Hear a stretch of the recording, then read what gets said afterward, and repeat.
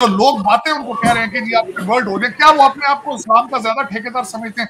चीमा साहब, आप तो उनकी बात कर रहे हैं, दानिश कनेरिया की, मैं यहाँ की बात आपको बताना चाहूंगा। एक हमारे पाकिस्तानी मुसलमान भाई, उन्होंने मुझसे आज से तकरीबन 1 साल पहले क्वेश्चन किया, 2 साल।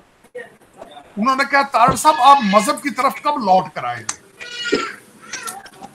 मैंने उसको बड़ा ऑफेंसिव लिया। मैंने उनसे ये पूछा कि आपके पास कौन सा ऐसा मीटर, कौन सा ऐसा आला खुदा ने आपको दिया है कि आपको पता चल गया कि मैं मजहब से दूर हूं? हो सकता है मैं आपसे ज्यादा मजहब के ज्यादा करीब हूं।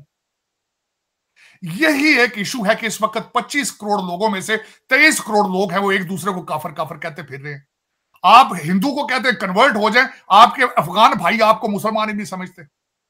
ये कितने दुख की बात है कि सेकंड बिगेस्ट रिलीजन है और वहां कुछ 100 किस्म का डिफरेंट इस्लाम जो है उसकी प्रीचिंग हो रही है, और हर एक जो है वो दूसरे को समझता है ये काफिर है, ये दूसरा मुसलमान ही नहीं। लेकिन चीमा साहब इस तरह, that is one of the reason. ये सोच है, मैं हमेशा ये कहता हूं, सोच बदलो तब पाकिस्तान बदलेगा। दुख वाली बात। और मैं दूसरी बात भी इसी टीम के बारे में बताना चाहता हूं। ये जो मेरे दाढ़ियों वाले क्रिकेट के जो हक परस्त जो आपके मुसलमान हैं, जो कहते हैं, जो के ग्राउंड के अंदर भी नमाज अदा करते हैं, सब कुछ, मैं ये बताना चाहूंगा, आज ये अभी स्कैंडल निकला है, आज की ये ताजा खबर है कि इन्होंने मैच बेचे हैं, और किस तरह बेचे हैं। एक इनकी जिसमें इंजमामुल हक, जिनकी दाढ़ी ये दुनी तक है, यहां तक उनकी, और दूसरे भी बहुत बड़े बड़े आलम हैं जो क्रिकेट के ठेकेदार हैं, बहुत बड़े बड़े आलम। कोई और कहीं नमाज नहीं पढ़ते, ग्राउंड में पता नहीं क्यों पढ़ते जाके नमाज। ठीक है, पढ़ने दें, चाहिए भी, इस्लाम है, ये सियासत नहीं है, जिहाद है, ये सारा ड्रामा है पूरा। चीमा साहब, उन्होंने एक ऑर्गेनाइजेशन रजिस्टर करा ली है, आजू आजू स्पोर्ट्स या कोई इस तरह के नाम से एक ऑर्गेनाइजेशन रजिस्टर है लंदन में, जिसके अकमल साहब भी मेंबर हैं, निमामुल हक भी मेंबर हैं, और इनके भाई भी हैं। ये सारे पता नहीं किस तरह उसके लिए मिलके काम करते हैं, और ये उनके साथ कॉन्ट्रैक्ट साइन करते हैं, उनके साथ कॉन्ट्रैक्ट साइन करते हैं, तब इनको टीम में लिया जाता है। और ये इंकिशाफात अब हो रहे हैं कि उन्होंने ये मैच भी बेचे हैं लंदन में बैठ के। दूसरा, मैं ये कहूंगा कि ये एक बैंकरप्ट कंट्री है, बैंकरप्ट कंट्री। 60 लाख रुपया इनकी डिमांड थी कि 60 लाख रुपया महीने की तनख्वाह होनी चाहिए हर प्लेयर की या कैप्टन की।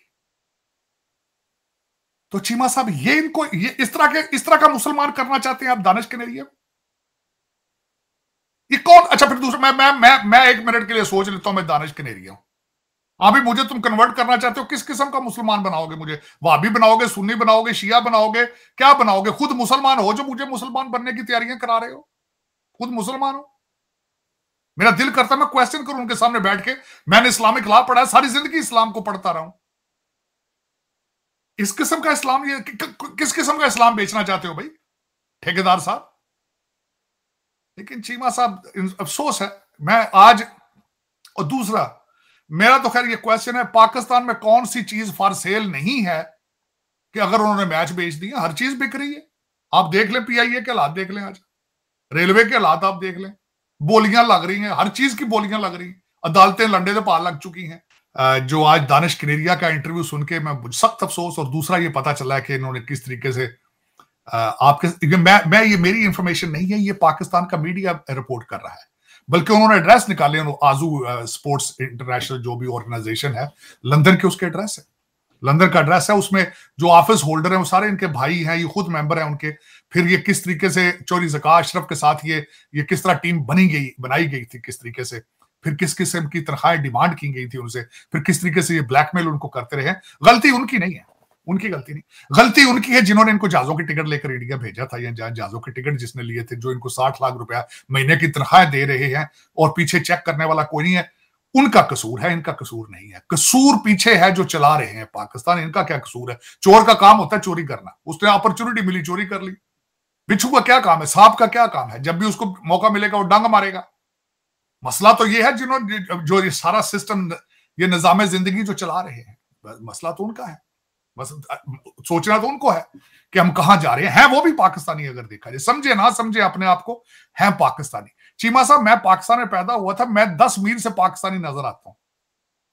चाहे मैं जितना मर्जी जितनी नेशनलिटियां चेंज कर लूं, जितने मर्जी कॉन्टैक्ट लेंसेज लगवा लूं, जितनी खूबसूरत मर्जी इंग्लिश बोल लूं, जहां मर्जी बच्चे अपने पढ़ा लूं, प्रॉपर्टियां कनाडा में ले लूं, जहां ले लूं, I was born Pakistani, I will die Pakistani. ये मेरे 25 करोड़ लोगों को नहीं पता, रूलिंग एलीट को, कि मरना तुमने एज ए पाकिस्तानी मरना है। पता नहीं क्या बात है, कुछ समझ नहीं आ रही कि 76 साल से उस कौम के अंदर एक भी शख्स ऐसा पैदा नहीं हो रहा जो कहे कि मैं पाकिस्तान बचाऊंगा, आओ मैं पाकिस्तान बचाऊंगा। जियाउल हक का अयूब खान आया, उसने अपने बच्चे को, जो उसने फ्रॉड करता रहा वो अलग थे। जियाउल हक साहब आए, वो इस्लाम का टीका लगा के उन्होंने बड़ा पैसा डॉलर पाकिस्तान में आया, पता नहीं आधी प्रॉपर्टी उसी वजह से खरीदी गई है ये लंदन दुबई में सारी। फिर उसके बाद परवेज मुशर्रफ साहब आए, वो भी उन्होंने भी मुस्लिम लीग एक नई बना ली, वो उन्होंने भी एक, कोई पता नहीं कुछ समय। और मोस्ट स्ट्रॉन्गेस्ट पीपल ये लोग, मैंने सियासी लोगों की बात इसलिए नहीं की चीमा साहब क्योंकि वो हाइब्रिड सिस्टम का हिस्सा थे। मैं जिन लोगों के नाम लिए बाख्तियार थे, बाख्तियार थे, वो डंडा था उनके हाथ में, छितर सी हाथ चुना दे, नहीं डिलीवर कर पाए। पता नहीं फिर अब किस तरह डिलीवर होगा, मेरी समझ बाहर। हाफिज साहब उनसे ज्यादा तो नहीं विल लेकर आ सकते ना, जनरल जियाउल हक से ज्यादा विल तो नहीं ला सकते वो, परवेज मुशर्रफ से ज्यादा स्ट्रॉन्ग तो नहीं हो सकते वो, अयूब खान से ज्यादा स्ट्रॉन्ग तो नहीं हो सकते वो, उन्होंने डिलीवर किया।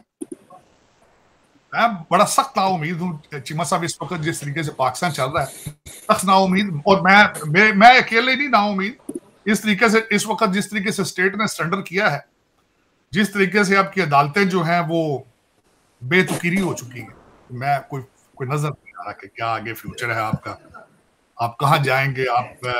आप नई बस्तियां ढूंढने की कोशिश कर रहे हैं 25 करोड़ लोग, पता नहीं अब वो नीचे से, पर जमीन भी इतनी गहरी नहीं है, पता नहीं वो कहां जाना चाहते हैं, कोई समझ नहीं आता, क्योंकि चढ़ाई वाली ऊपर आने वाली उनकी बात नहीं है।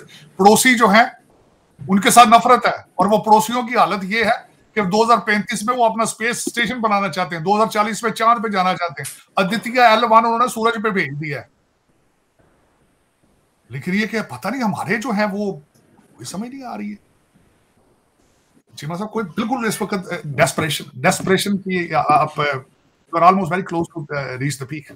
पाकिस्तान ने दक्षिण अफ्रीका के खिलाफ तय समय पर अपने 50 ओवर पूरे नहीं किए, जिसके चलते पूरी टीम पर मैच फीस का 20% जुर्माना लगाया गया। यह फैसला आईसीसी के खिलाड़ियों और खिलाड़ी समर्थन व्यक्ति के आर्टिकल 2.2 के अंतर्गत लिया गया, जिसमें ओवर रेट अपराध पर जुर्माना लगता है। अमीरात मैच रेफरी की आईसीसी एलीट पैनल सदस्य रिची रिचर्डसन ने जुर्माने की मंजूरी दी है। यहाँ पाया गया कि बाबर आजम की टीम तय समय से 4 ओवर पीछे थी। आईसीसी आचार संहिता के मुताबिक खिलाड़ियों पर 1 ओवर पीछे रहने पर 5% जुर्माना लगता है। ऐसे में 4 ओवर पीछे रहने के कारण 20% जुर्माना लगाया गया। पाकिस्तान के कप्तान बाबर आजम ने अपनी गलती स्वीकार कर ली और जो जुर्माना लगाया गया उस पर सहमति जताई। इसका परिणाम यह है कि औपचारिक सुनवाई की जरूरत नहीं है। यह जुर्माना मैदानी अंपायर्स एलेक्स वॉक्स, पॉल रिफल, थर्ड अंपायर रिचर्ड्स इंग्लिंगवर्थ और चौथे अंपायर रिचर्ड्स कैटलबरा द्वारा लगाए गए हैं। पाकिस्तान ने वर्ल्ड कप 2023 के अभियान की जोरदार शुरुआत की थी और माना जा रहा था कि वो खिताब की प्रबल दावेदार है, मगर बाबर आजम की टीम लय से भटकी और मौजूदा टूर्नामेंट में लगातार चौथी शिकस्त हासिल की। बाबर आजम के नेतृत्व वाली पाकिस्तान की टीम सेमीफाइनल की रेस से लगभग बाहर हो चुकी है। इस जुर्माने से पाक की मुसीबतें और भी